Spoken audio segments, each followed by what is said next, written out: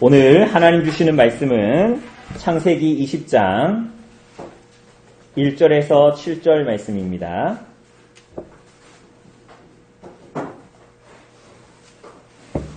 창세기 20장 1절에서 7절 말씀. 우리 한 절씩 교독해 볼까요?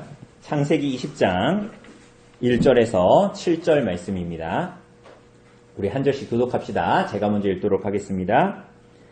아브라함이 거기서 네게부 땅으로 옮겨가 가데스와 술 사이 그랄에 거류하며 그 안에 사라를 자기 누이라 하였으므로 그랄라로 하는 아이들이 있는 사람으로 사라를 데려가더니 그 밤에 하나님이 아비멜렉에게 현몽하시고 그에게 이르시되 내가 데려간 이 여인으로 말미암아 내가 죽으리니 그는 남편이 있는 여자임이라.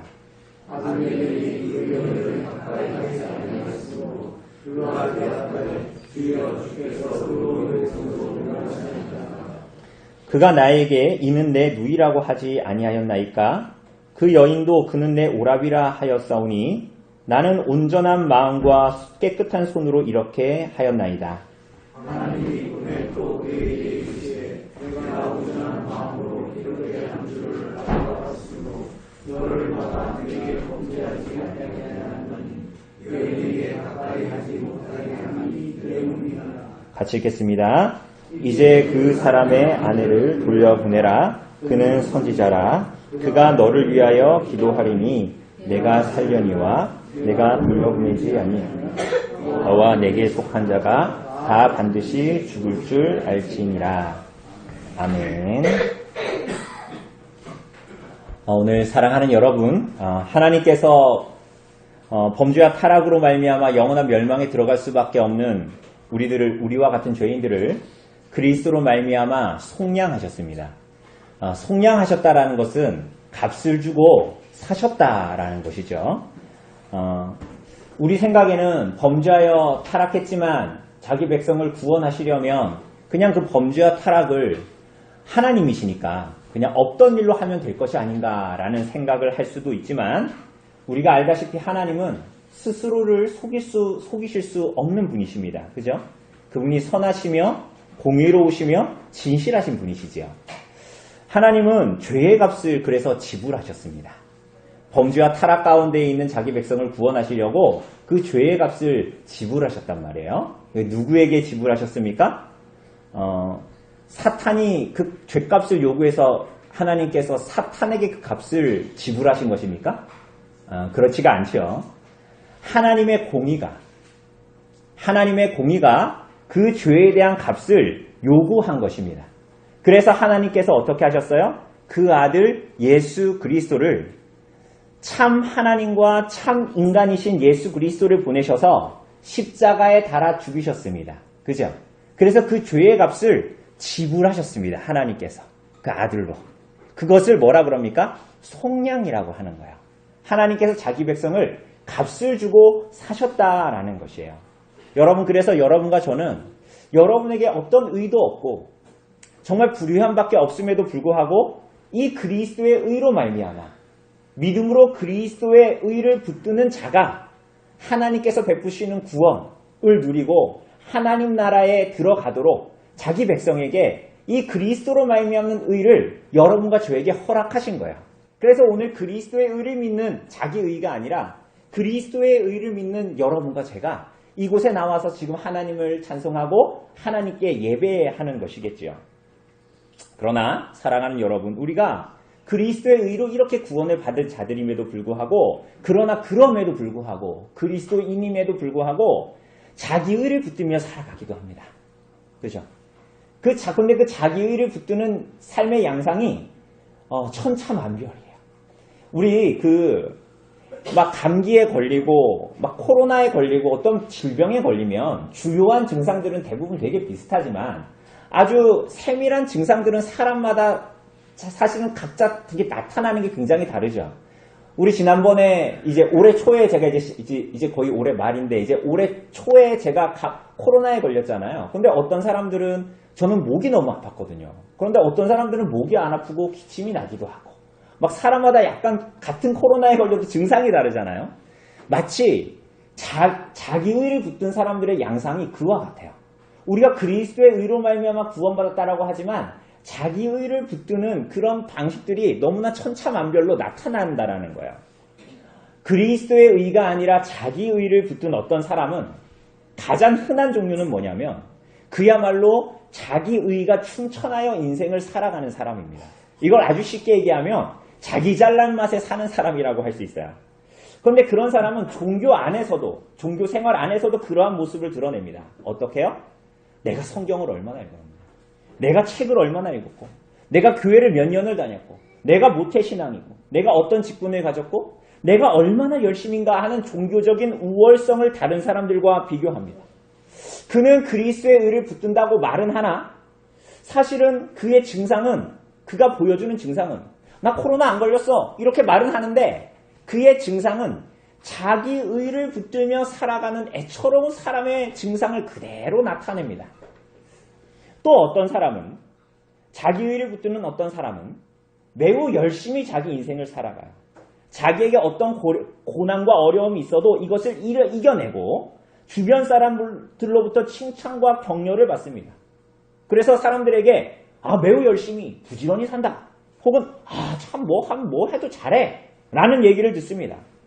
그러나 그런 사람들 중에 어떤 사람들은 그 중심의 동기가 그리스도의 의로 말미암아 구원받은 기쁨과 감격이 아니라 하나님의 부르심에 대한 감사의 응답으로서의 삶이 아니라 스스로의 인생을 개척해내려고 하는 자기 의에 붙들린 삶을 살 때가 굉장히 많아요. 그래서 자신의 고난과 어려움 속에서 그래서 내가 그리스도의 의만이 내 소망입니다, 내 고난과 어려움 중에서 그리스도께로 나아갑니다 라는 방식이 아니라 나는 이런 것들을 나의 자원과 나의 힘으로 승리할 수 있다라는 자기 신화와 자기 의를 붙들려는 사람들이 나타납니다.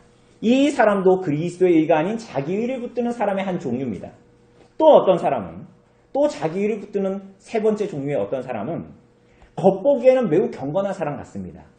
그래서 때로는 하나님과 하나님의 말씀 앞에 슬퍼하고 고통하고 애통하며 눈물이 마를 날이 없고 근심이 마를 날이 없습니다. 그것 자체로 보면은 매우 경건한 하나님 앞에서의 태도요, 자세죠. 그러나 인간의 죄악이 얼마나 교묘한지 인간의 지성과 감정과 의지에 오류를 일으키고 그것을 굉장히 망가뜨려 놓았죠. 그래서 그 마음조차도, 그런 마음조차도 하나님을 향한 참된 경건의 유사품일 수 있다라는 거예요. 그래서 이런 사람은 하나님과 말씀 앞에 애통하고 슬퍼하며 고통하는 자신마저 그런 자신을 보며 뿌듯해합니다.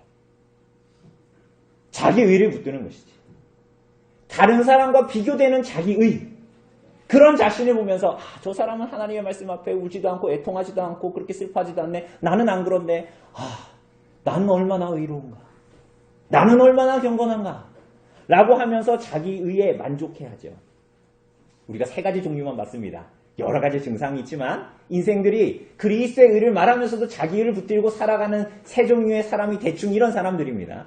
그런데 여러분, 이 자기 의를 붙드는 이러한 증상을 나타내는 사람들의 공통점이 있는데 사실은 그것은 뭐냐면 하나님 앞에 자기를 세워 정직하지 못하다는 거야. 그래서 사람들 앞에서 자신의 정직한 모습을 고백하지도 못합니다. 그래서 사실은 복음을 믿고 종교 생활을 하고 교회 생활을 하는데 복음에서 참된 자유를 사실은 누리지를 못하는 거예요. 그러니까 다른 사람들과의 연합도 교제의 기쁨도 사실은 누리지 못하는 거예요. 그냥 밖에서 사람들 친한 거하고 비슷한 종류와 수준으로 교회 사람들을 대할 뿐이지 그 안에서 참된 복음의 자유를 사실은 누리지를 못하고, 그래서 성도된 자들과의 참된 교제를 친밀하게 누리지 못하는 삶을 살아갑니다. 그렇기 때문에 이렇게 하나님 앞에 정직하지 못한 사람들의 삶에, 독특한 삶에 나타나는 특징은 다른 사람을 향한 시기와 질투와 불평과 원망입니다.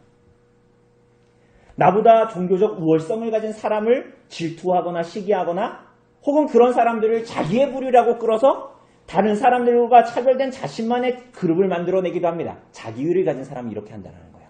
또 시기하고 질투하여 더욱 자기 인생을 다른 사람들보다 좀 더 낫게 세상이 쥐고 싶어하고 자랑하려고 하는 그런 것들을 내가 더 부지런 떨고 열심히 해서 그것들을 더 취하는, 열심을 내는 삶을 살아가기도 합니다.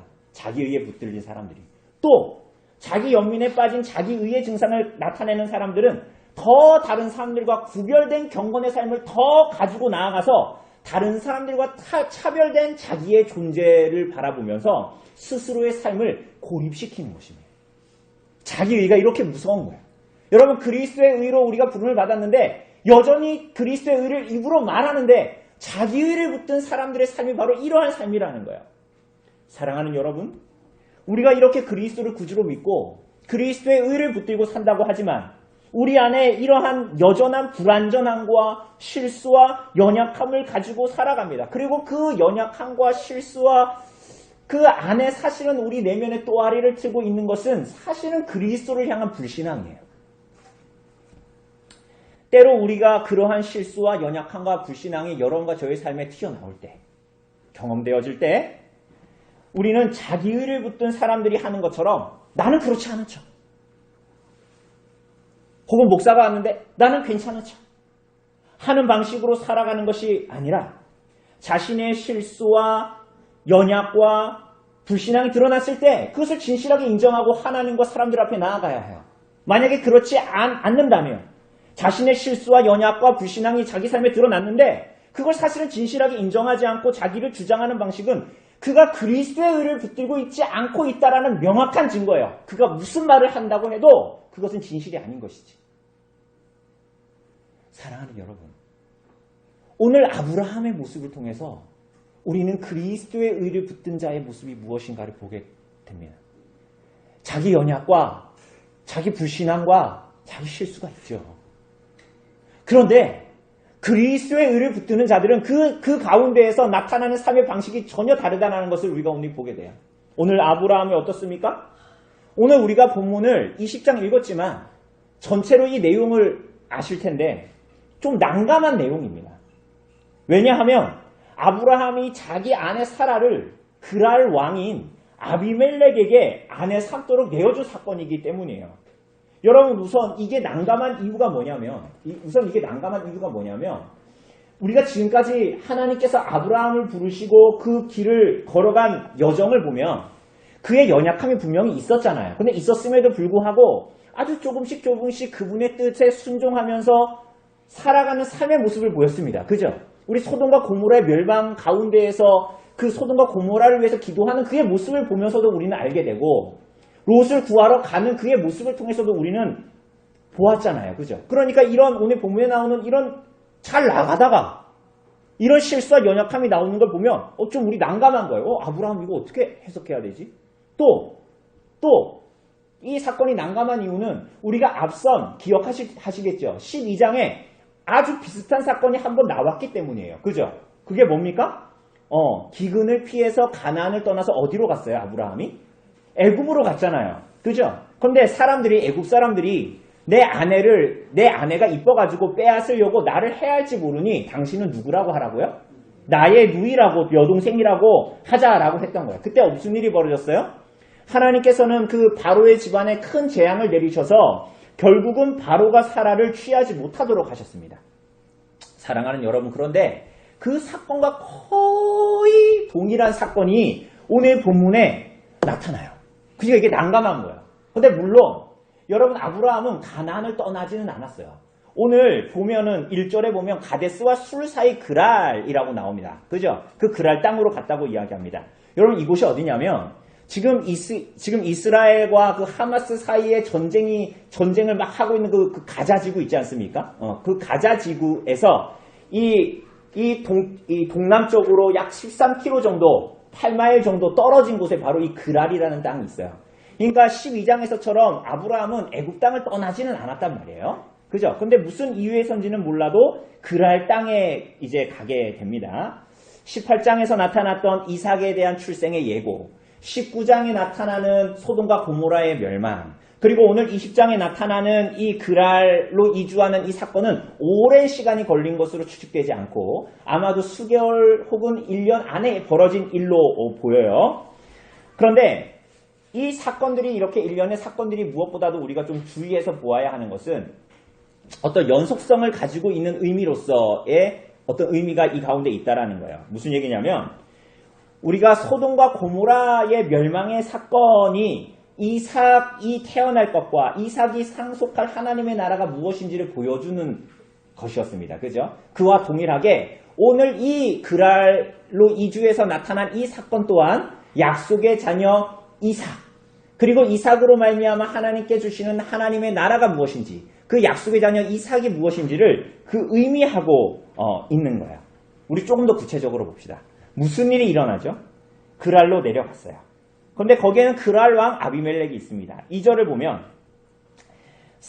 아브라함은 사라를 자기 누이라고 했기 때문에 그 애굽에서와 비슷한 일이에요. 그래서 그랄 왕 아비멜렉은 사람을 보내서 사라를 데려갑니다.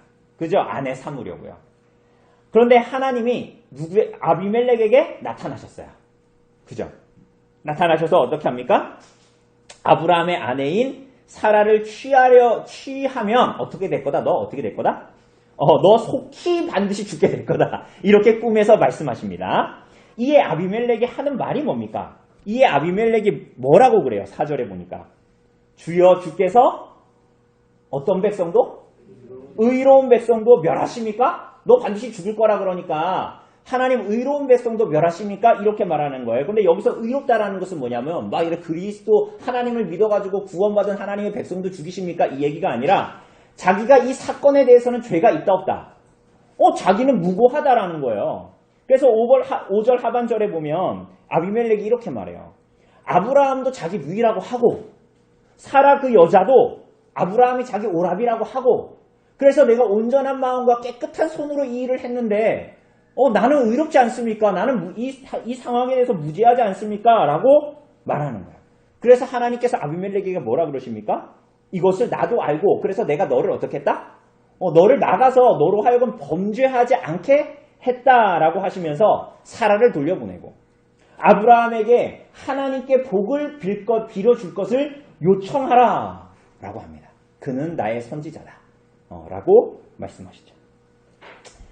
우리가 읽지 않았어요. 8절 이하는. 그죠? 근데 무슨 일이 벌어져요? 아비멜렉이 신하들에게 그 일의 자초지정을 다 말합니다. 신하들은 그 일을 듣고 굉장히 두려워합니다. 그래서 아비멜렉은 아브라함을 불러요. 아브라함 불러서 어떻게 했을까요? 책망했어요. 그리고 11절에서 13절을 보면 눈으로 보세요. 아브라함의 변명이 나옵니다. 왜 그렇게 했는지. 그리고 아비멜렉은 아브라함에게 아무데나 좋을 대로 거하라. 14절 이하에 보면. 그리고 사라에게는 은 1000개를 주어서 수치를 면하게 합니다. 그죠? 은 1000개를 줘요. 은 1000개가 이 고대 근동의 이 우가림 문서 이런 데 보면 지금의 시리아의 라타키아 뭐 이런 데에 있었던 그 고대 도시인데 우가리 문서에 보면 은 1000개가 약 11kg 정도 돼요. 은 11kg. 은 11kg면은 당시에 뭐냐면 일반 노동자가 일평생 모은 돈 정도가 되는 거예요. 그래서 그만큼을 사라에게 은 1000개를 줍니다. 그리고 하나님은 아브라함의 기도를 들으시고 아비멜렉과 그의 아내와 여종을 낳게 하셔서 이 아이를 갖게 하셨다. 이렇게 이제 기록하고 있죠. 사랑하는 여러분, 우선 우리는 이 모든 일을 성경을 통해서 볼 때 아브라함이 또 실수했구나. 아브라함이 또 비겁한 놈으로 또 나타나고 있구나. 이런 일을 계속 되풀이하네 라는 생각이 듭니다. 왜냐하면 앞선 12장의 애굽의 사건과 매우 비슷하기 때문이에요. 그런데 사실은 이것은 동일한 모습을 가지고 있기는 하지만 갑자기 튀어나온 일이 아니라는 것을 우리가 알아야 돼요. 그것을 어떻게 아냐면 아브라함의 말을 통해서 아비멜렉에게 아브라함이 했던 변명을 통해서 우리는 알게 됩니다. 여러분 13절을 보세요. 이게 뭐라고 합니까? 아브라함이 하나님 말씀을 따라서 그러니까 여기 13절에 보면 하나님이 나를 내 아버지 집을 떠나 두루 다니게 하실 때에 내가 아내에게 말하기를 이후로 우리가 가는 곳마다 그대는 나를 그대의 오라비라 하라. 이것이 그대가 내게 베풀 은혜라 하였었노라. 이렇게 말하잖아요. 이게 무슨 얘기입니까? 아브라함이 하나님의 말씀을 따라서 갈대아 우르에서 나올 때부터 아비 집에서 나올 때부터 자기 나름대로 예상되는 위험에 대해서 합당한 합리적인 불가피한 결정을 처음부터 했다라는 거예요. 그리고 그 위험은 11절에서 보는 것처럼 하나님을 믿지 않는 자들 사이에서 하나님을 믿는 자로서 당하는 시험과 위험이었다라는 것을 얘기합니다. 이게 무슨 말이죠? 여러분, 그 갈대아 우리에서 나와서 자기 종족을 떠나서 살아간다는 것은 당시의 사회로 보면 매우 위험한 일이라는 거예요. 자기 목숨을 어떻게 될지 모르는 일이에요. 자기 종족을 떠난다는 일 자체가. 그죠? 그러니까 그냥 뭐 지금도 크게 다를 바는 없는 것 같은데, 그 어떤 사람이 나그네로 부부가 걸어가는데, 자기 종족을 떠나서 여행을 떠나고 있는데, 그 여자가 이뻐. 내가 갖고 싶어. 그러면 어떻게 한다라는 거예요? 그 남자를 죽여버려가지고 그 여자를 취한다라는 거예요. 굉장히 미개한 방식이잖아요. 하나님의 법에서 당연히 벗어났고. 그죠? 근데 이러한 타락상을 가진 이 세상에서 하나님께서 갈대아 우르를 떠나서 내가 내게 지시할 땅으로 가라라고 할 때 아브라함은 처음부터 그렇다면 이런 하나님을 믿지 않는 세상 가운데 내가 하나님을 믿는 사람으로서 걸어갈 때 내가 당할 위험과 고난이 있을 거라는 걸 예견을 하고 자기가 합리적이라고 불가피하다라고 생각되어지는 어떤 선택과 판단을 그가 이미 처음부터 했다라는 거예요. 갈대아 우르를 떠나면서부터 말이에요. 이게 무슨 말입니까? 아브라함의 이런 선택과 판단이 무엇으로 인한 것입니까? 조금 전에 얘기했던 대로 하나님을 믿지 않는 이 세상 속에, 하나님을 경외하지 않는 이 세상 속에 세상과의 이질적인 가치와 선택과 방식과 판단을 하며 살아가는 데서 오는 위기감, 두려움 같은 것 말이에요. 아브라함이 하나님의 말씀을 따라 나아가는데 세상을 두려워하고 있어요. 처음부터 사실은 그러한 마음의 가짐으로 하나님을 따라 결정을 하면서 나아갔지만 사실은 그 마음에는 이 하나님을 경외하지 않는 이 세상에 하나님께서 나를 부르신 것에 대한 두려움이 엄습해 있었다라는 거예요. 그것은 결국은 우리가 본 대로 사라를 위험에 빠뜨리기도 하고 애굽에서 바로가 그 자기 아내를 취하려고 할 때 그것을 수수방관하기도 하고 심지어 그것을 기회로 삼아 자기 이득을 보고자 하기도 했죠. 그런데 사실은 생각해보면 그때와 지금 상황은 사실은 엄밀하게 보면 12장과 20장의 상황은 사실은 엄밀하게 보면 조금 달라요. 왜냐하면 우리가 앞선 18장 14절에서 본 대로 하나님은 아브라함 너가 어떤 여자를 만나든지 간에 그 여자를 통해서 약속의 자녀를 주겠다 이렇게 말씀하신 것이 아니라 18장 14절에 보면 뭐라 그러세요? 누구를 통해서? 사라를 통해서 주시겠다고 약속하셨잖아요. 다른 여자가 아니라. 애굽에서의 경험을 통해서 바로 이 아브라함이 깨닫게 된 것은 하나님은 가나안에만 거주하는 신이 아니라 온 세상을 주관하고 온 우주를 통치하시는 분이다라는 것을 깨닫게 되었잖아요. 세상의 최강의 권력도 바로도 하나님의 권력 앞에는 어떻게 할 수가 없는 그 하나님이시구나라는 것을 깨달았잖아요. 그렇다면 그가 해야 될 일들은 뭐냐면 그 믿음을 따라 그 하나님을 믿는 믿음을 따라 살아야 했던 거죠. 그렇지 않습니까? 우리가 12장에서 그랬으니까 20장에서도 그랬어. 연약하니까. 또 한 번 똑같은 일을 반복하나? 아니요. 오히려 그에게는 훨씬 더 하나님의 언약이 선명하게 나타나고 있습니다. 선명하게. 그죠? 근데 그럼에도 불구하고 20장에서 그가 그러한 삶을 살지 않았다는 것이 굉장히 중요한 일이에요. 사랑하는 여러분, 아브라함의 20장에서 보이는 그의 삶의 모습은 바로보다 좀 아비멜렉이 조금 더 강하고 무서웠나 보다. 그게 아니라 이런 아브라함의 삶의 모습은 갈대아 우르에서 나올 때부터 가지고 있었던 불신앙의 싹이요. 그것이 애굽에서 발현돼서 나타났지만 결국은 그 일을 통해서도 거기서 구원은 받았는데 습관화된 불신앙의 자세요. 속으로는 그것을 스스로에게 계속 변명하기를 반복한 죄였다라는 거예요. 하나님은 이제 하나님의 약속의 자녀인 이삭의 출생을 앞두고, 그죠? 명년 이때에 내가 이삭을 이제 줄 거다 1년 지나고 사라를 통해서 그렇게 약속하셨잖아요. 하나님이 이제 약속의 자녀 이삭의 출생을 앞두고 이런 아브라함을 더 이상 이러한 아브라함의 죄를 처리하는 것을 미룰 수 없다고 판단하시고 갈대아 우르에서부터 나올 때부터 그가 가지고 있었던 오래 묵은 그의 죄를, 그의 연약을 결정적으로 처리하기 시작합니다. 그 방법이 뭐냐? 그 방법이 뭐예요? 그 방법이 여러분들이 지금 이거 읽으면서 남의 일이라고 생각하니까 아무런 느낌이 없죠. 사실은 이게 내 일이라고 생각하면 마음이 뜨끈뜨끈하고 얼굴이 화끈화끈 거려야 돼요. 왜? 또 또 다른 이방인, 애굽의 바로가 아니라 이제 그랄 왕 아비멜렉, 이 사람 믿는 사람이에요? 안 믿는 사람이에요? 안 믿는 사람이잖아요. 안 믿는 사람, 또 다른 이방인 앞에서 다시 그의 죄의 수치를 여지없이 드러내시는 거예요. 어떻게 말이에요? 4절 보세요. 아비멜렉이 뭐라 그래요? 아까 우리가 읽었잖아요. 주여 주께서 의로운 백성도 멸하시나이까. 여러분 이게 얼마나 낯뜨거운 일이에요. 이게 무슨 말이에요? 여러분 아브라함은 아까 우리가 그 앞에서 봤던 소돔과 고모라 사건에서 어떻게 합니까? 자기를 던져서 하나님 앞에 기도합니다. 막 하나님을 귀찮게 하면서 기도하잖아요. 그죠? 그러면서 하나님께 뭐라 그래요? 하나님 앞에 하나님의 공의를 보이셔야 되는 거 아닙니까? 라고 막 했던 사람이에요. 그런데 이제 이 사람이 비겁한 거짓말로 일어나게 된 이 일에서 아비멜렉이 자기의 무죄함을 하나님께 호소하는, 그 전의 사건에서는 하나님 공의의 하나님 아니십니까? 이렇게 소돔과 고모라에 대한 멸망을 막았던 사람이 이제 이 본문에서는 어떻게 하는 거예요? 불신자인 아비멜렉을 궁지로 몰아넣는 그 일을 하는 사람이 누구라는 거예요? 아브라함이에요. 이 낯뜨거운 일을 벌이는 자로 지금 나타나는 거예요.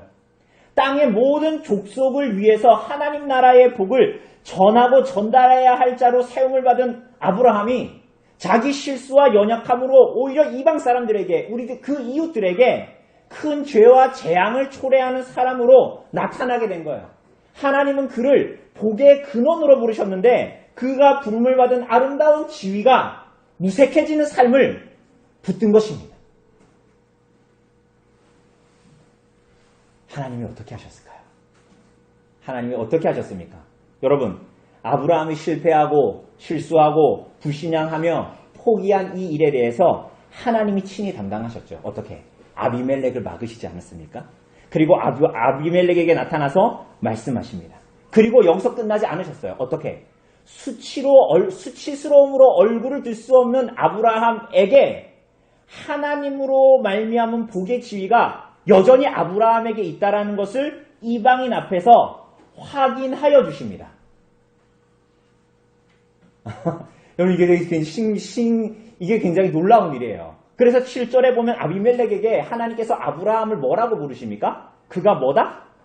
선지자라는 거예요. 여러분 이게 성경에 처음 나오는 단어예요. 선지자라는 단어가 처음 나오는 곳입니다. 여러분 앞선 소돔과 고모라 사건에서처럼 세상을 향한 하나님의 은혜와 하나님의 복을 구하는 지위와 역할이 여전히 아브라함에게 있다는 것을 이 상황에서 하나님께서 재확인해 주시는 거예요. 어떻게? 7절에 보면 그 내용이 나와요. 아브라함을 청해서, 아비멜렉에게 뭐라 그러냐면 아브라함을 청해서 하나님의 복을 구하도록 하십니다. 누구에게? 아비멜렉에게 그렇게 하라는 거예요. 아브라함을 청해서 하나님의 복을 구하라. 아브라함이 하나님 앞에서의 자신의 불신앙, 자신의 실수, 자신의 부끄러움에도 이방인을 위해서 기도하게 하시고 하나님은 그 낯뜨거워하는 아브라함, 그 아브라함으로 말미암아 아브라함의 기도를 들으시고 아비멜렉의 집에 그 기도의 응답을 주십니다.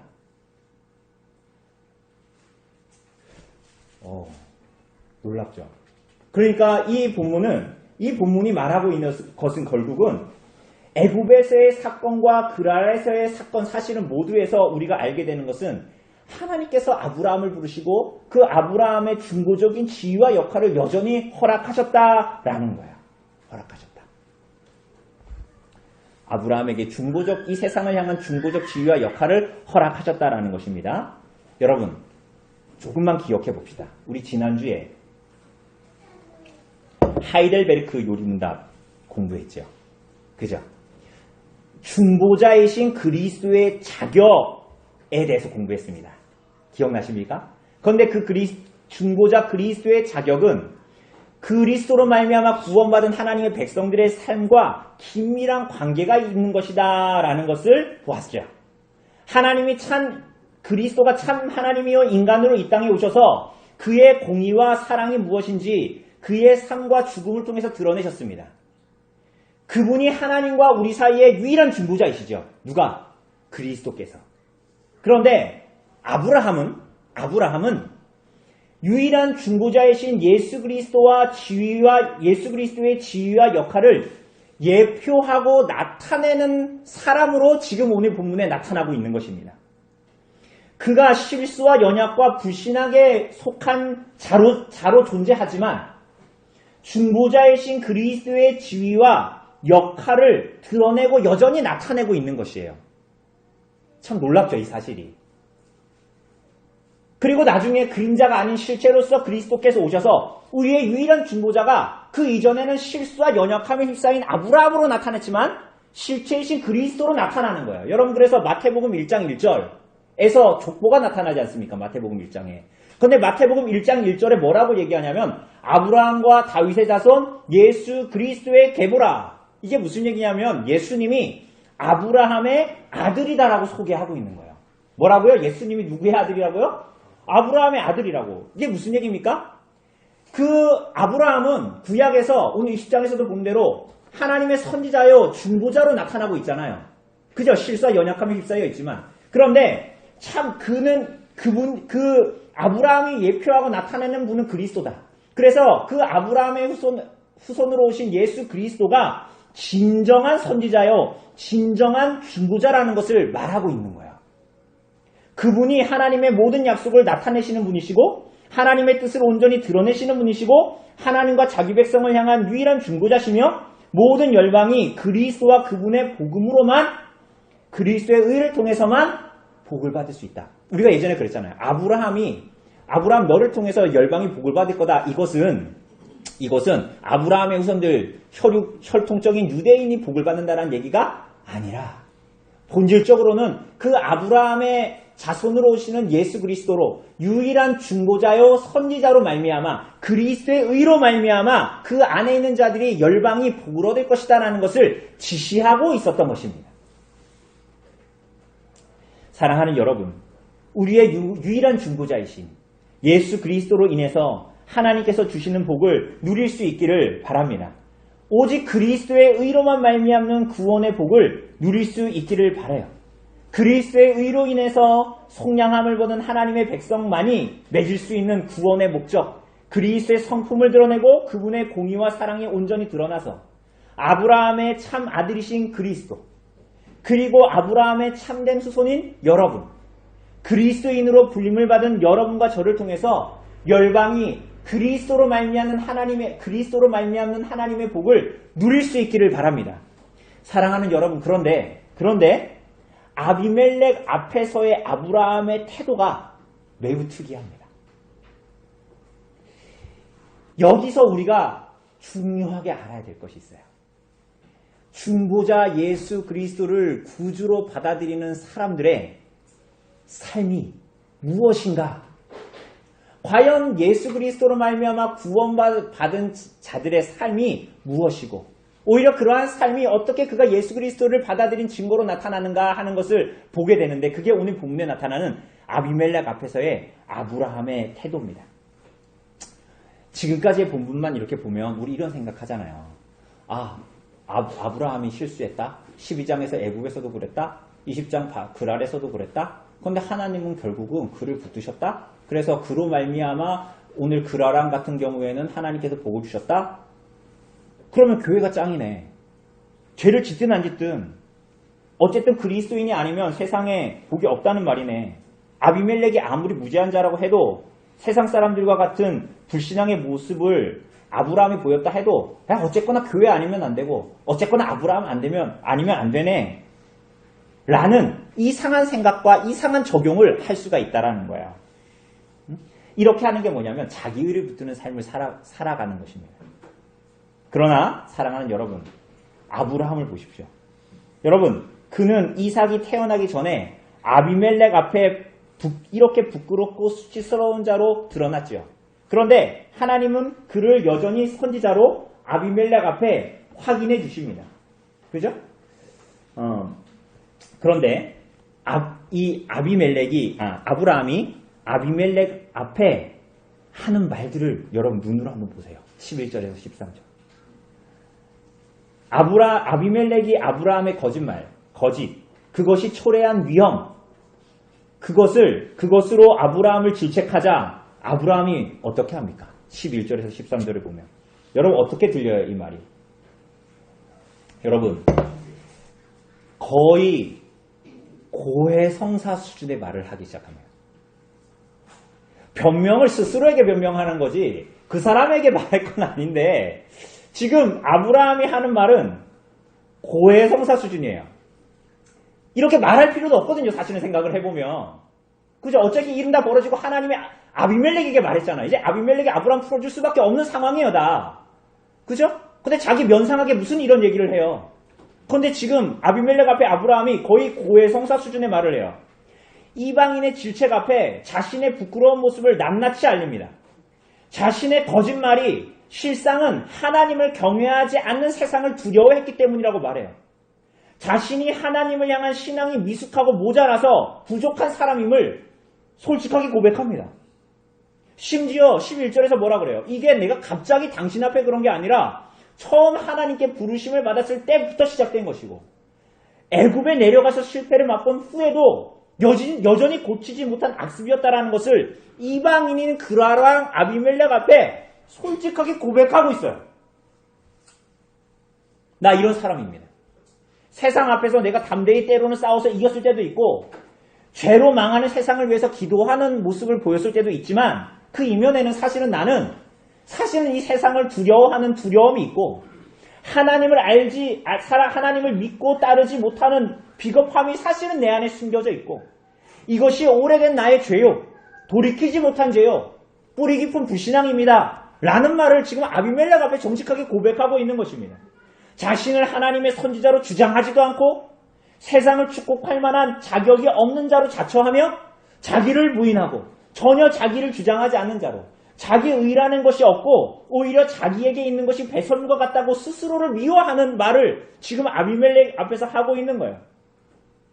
사랑하는 여러분, 이 일이 하나님께서 아브라함에게 하신 놀라운 구원의 일입니다.